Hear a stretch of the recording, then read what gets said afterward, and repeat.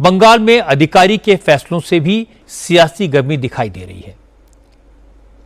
28 मई को बकरीद है और शुभेंदु अधिकारी की सरकार ने West Bengal Animal Slaughter Control Act 1950 को सख्ती से लागू करने का आदेश दिया है। गौहत्या के खिलाफ सख्त रुख अपनाया है। गाय की कुर्बानी पर रोक का मुस्लिम संगठन विरोध करने लगे।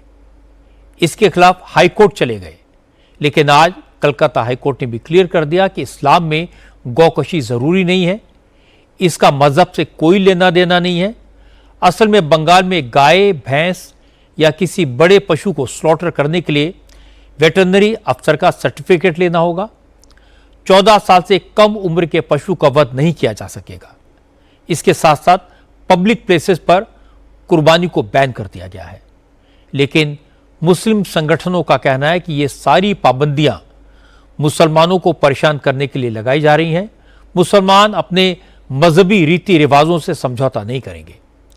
हुमायूं कबीर ने आज कहा कि बकरीद पर गाय, भैंस, ऊंट, बकरी सबकी कुर्बानी होगी। मुसलमानों को कुर्बानी देने से कोई नहीं रोक सकता। कुर्बानी तो होना ही चाहिए।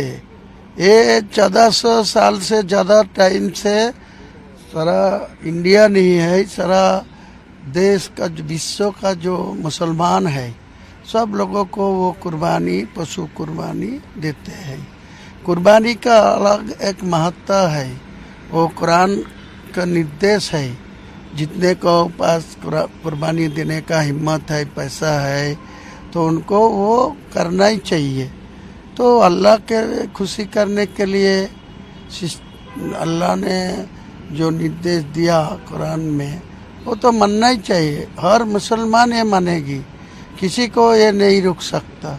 दिल्ली में वो भैंस का काट के, वो गाय काट के एक्सपोर्ट इंपोर्ट कर रहा है, वो पैसा क्यों खा रहा है? इंडिया गवर्नमेंट क्यों ऐसा कर रहा है? सारे लाइसेंस कैंसिल कराना चाहिए। तो यहाँ क्यों ऐसा बोल रहा है? ये बोलने का जरूरत नहीं है। फुरफुरा शरीफ के पीरजादा तोहा सिद्दीकी ने भी हुमायूं कबीर को सपोर्ट किया।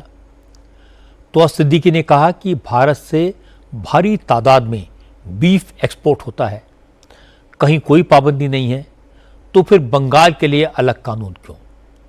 अगर पूरे मुल्क में गाय काटने पर पाबंदी लग जाए तो बंगाल के मुसलमान भी गाय की कुर्बानी नहीं करेंगे। आइन जो बोलते हैं वो मानना जरूरत है। आइन सबके लिए समान होना चाहिए। गो हत्या नहीं करना है, ठीक है, मान लेगा हम, किंतु इंडिया में गो मांस 2 नंबर में है। साधारण आदमी कुर्बानी देगा, ये नहीं चलेगा।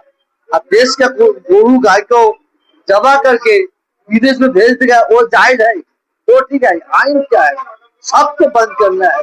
हम लोग गाय नहीं खाएगा, हम लोग मर जाएगा।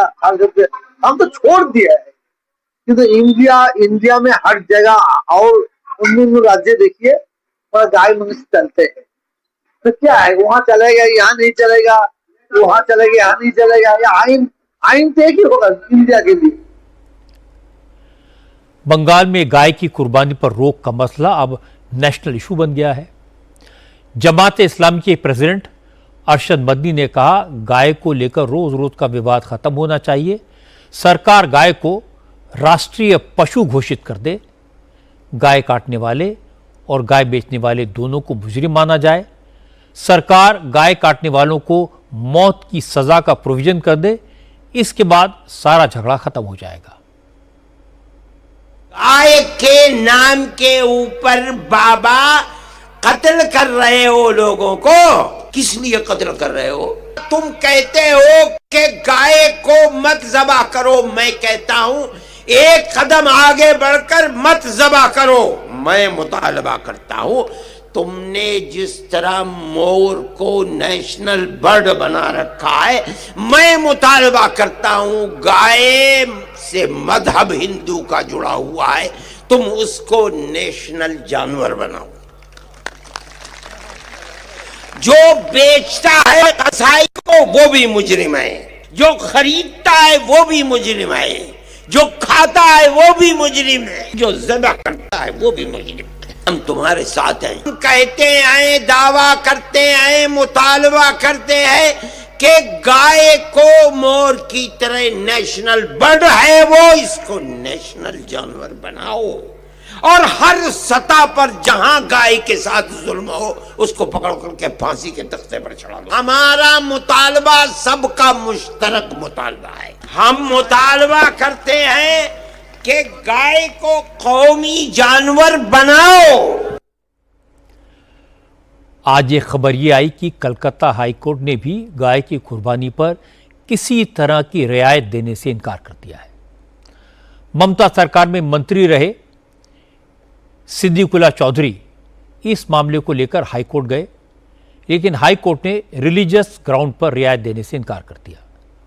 कोर्ट का फैसला आने के बाद सिद्दीकुल्ला चौधरी ने इस मामले को एक नया एंगल दिया। उन्होंने कहा, इस तरह की पाबंदी से हिंदुओं का नुकसान ज़्यादा है। जो हिंदू मुसलमानों को हर साल करोड़ों रुपए की गाय बेचते हैं, उनके सामने खाने के लाले पड़ जाएंगे।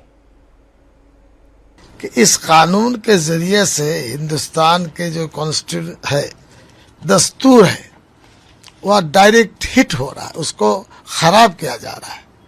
और ये भी कहा कि एक कौम को डराया जा रहा है, उनको परेशानी हो रही है।